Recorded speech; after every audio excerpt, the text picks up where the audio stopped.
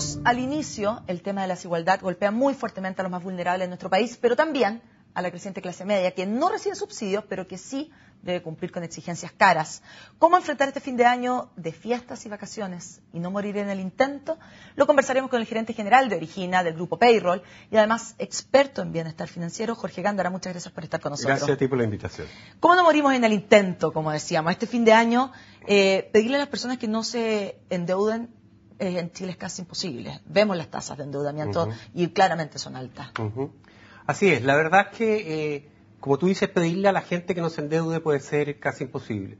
Lo que sí le podemos pedir es que no se sobreendeude, es decir, que probablemente no cometa un exceso de gasto y de endeudamiento en un periodo que es relativamente corto, porque este es un periodo que yo llamo el tranvía a los sueños, que parte en el mes de diciembre y probablemente termina en marzo.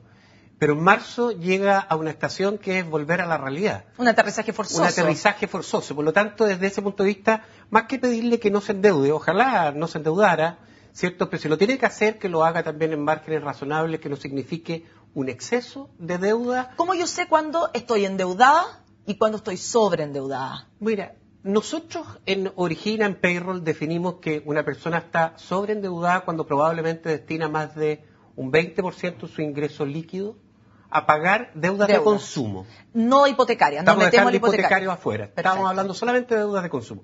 Por lo tanto, si destina más de un 20% de su ingreso familiar disponible todos los meses a pagar solo deudas de consumo, probablemente está llegando a un nivel de sobreendeudamiento. Por otro lado, si debe 7 veces su renta bruta, es decir, si una persona gana 500.000 pesos y tiene más de 3,5 millones de pesos comprometidos en deudas de consumo, también probablemente es un signo que está sobreendeudado. Y por último, hay razones más que evidentes cuando una persona tiene que dejar de empezar a pagar capital, paga solamente el interés de las tarjetas de crédito, solamente el interés en las líneas de crédito, y además siente que muchas veces desplaza gastos que son básicos por tener que pagar deuda. Entonces, ahí nos encontraríamos en una situación de sobreendeudamiento, situación que ojalá tenemos que evitar. Entonces, nosotros decimos, mira, una persona deberá manejar un nivel de deuda de consumo del orden de 4 o 5 veces su renta bruta. A ver, eso es si ganamos, volviendo al ejemplo de los 500.000 pesos, es decir, 2 millones de pesos, máximo 2,5 millones de pesos. Máximo 2,5 millones de pesos. Yo no debiera pedir un crédito por más allá de esa suma, digamos, si gano 500.000 pesos. Sería recomendable no tener ciertos niveles de endeudamiento más altos que eso. Ahora, hay otro tema re importante que tiene que ver con el ciclo de vida, porque uno a veces tiende a generalizar a todos los segmentos etarios con la misma receta, cuando en verdad es muy distinto que un joven de 25 años se endeude, porque probablemente ese joven espera que su ingreso futuro aumente. Por lo tanto, su deuda relativa, su deuda medida en relación a su ingreso, va a ser más baja en el futuro. Claro. Distinto de una persona que a los 55 años lo tiene que hacer, y que probablemente su deuda ya está en un nivel de madurez. O sea, su sueldo. O su sueldo tiende a bajar, ¿cierto? Por lo tanto, su deuda medida en términos de ingreso futuro va a ser entonces más alta. Y desde ese punto de vista, entonces uno deberá decir en qué ciclo de vida me encuentro como para tomar decisiones de consumo y decisiones de endeudamiento. También es muy relevante. Usted dijo hace un rato que dejaba el crédito hipotecario de lado. Sí. ¿Eso lo deja de lado por qué? Porque eso finalmente a la larga es un bien que uno está pagando, una inversión, digamos, y no un gasto. Lo que pasa es que es importante distinguir lo que son las deudas de consumo de lo que efectivamente es una deuda que tiene detrás un bien que es para, ojalá, toda la vida, ¿cierto? Por lo tanto, como tú dices, efectivamente es un activo. O sea, tomé una deuda, pero la invertí en un activo que es mi casa. Exacto. Por otro lado... Que generalmente sube de valor, además. Que generalmente tiene plusvalía, por lo menos en Chile ha tenido plusvalía en los últimos años y parece no ser una condición que vaya a cambiar.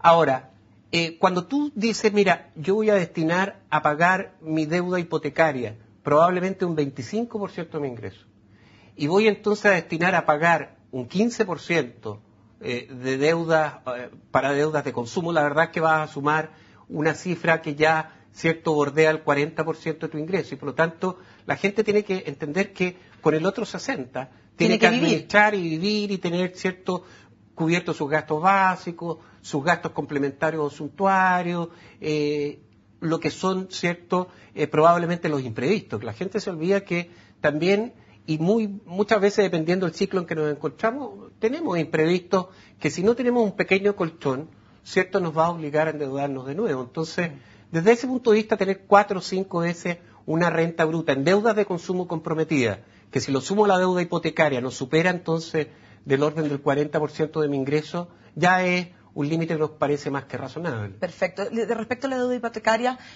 hasta antes de la crisis subprime en Estados Unidos se decía que no debía ser más de un cuarto, o sea, un 25%. Un 25%. Acá, bueno, pero luego explotó, ¿no es cierto?, esa crisis. ¿Usted cree que acá es exactamente lo mismo? No, yo creo que en general en Chile, especialmente los bancos manejan bastante bien la regulación en términos de las veces de endeudamiento y la carga financiera.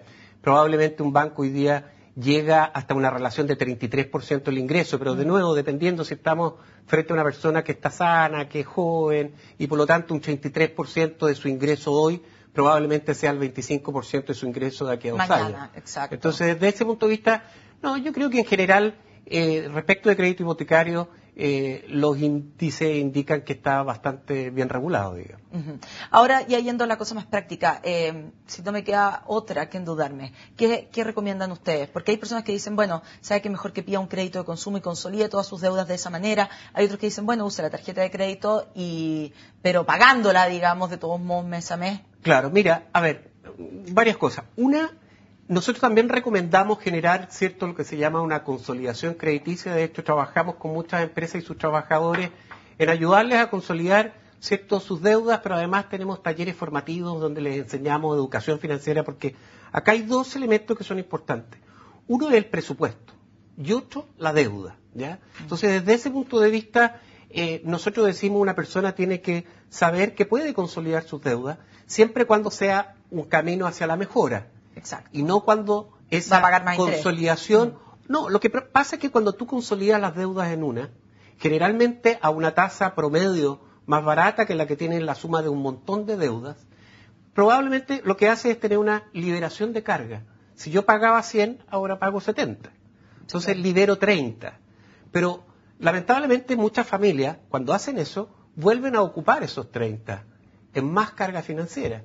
Entonces lo que pasa a la larga es que se terminan endeudando mucho más. Entonces las operaciones de consolidación crediticia son efectivas en la medida que la familia... No vuelva a adquirir otra deuda. No vuelva a adquirir otra deuda y otra regla de oro es que su presupuesto familiar esté ajustado. Porque si yo gasto más de lo que gano permanentemente, lo tengo que financiar. Entonces, ¿cómo lo financio? Lo financio con tarjeta de crédito, comprando el supermercado en cuota, en fin. Ahora, desde el punto de vista del periodo que nos convoca, Navidad, vacaciones, Año Nuevo, en fin, la verdad es que uno debería decir, mira, ¿en qué punto estoy hoy día para enfrentar este periodo? Porque evidentemente es bueno pasarlo bien, es bueno disfrutar con familia, ¿cierto? Es bueno tomar unas buenas vacaciones, probablemente lo merecemos.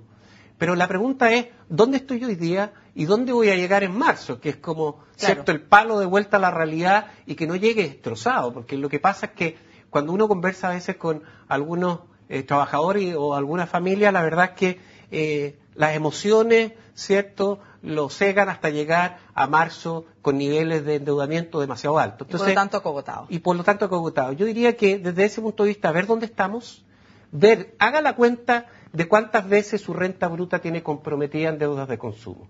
Si tiene 5 veces su renta comprometida en deudas de consumo o más, probablemente no se endeude. O sea, claramente no se endeude. Haga un buen amigo secreto, tome unas vacaciones, compártala con los amigos, con la familia, pero no le conviene endeudarse, porque si usted tiene más de esa relación y se endeuda por lo general en este periodo en 1 o 2 veces más la renta, ya llegó a las 7 veces su renta bruta y por lo tanto inmediatamente en marzo está sobreendeudado. Lógico. Entonces le queda un invierno duro, le queda un otoño peor, entonces un futuro gris. Que un futuro gris. Desde ese punto de vista creo que es lo mejor, digo. Muchas gracias por estos consejos entonces que nos da acá en Agenda Económica y bueno, espero los cumplamos. Ok, gracias por la invitación. Con esta entrevista entonces terminamos este nuevo día en Agenda Económica. Como siempre los invito a seguir junto a CNN Chile.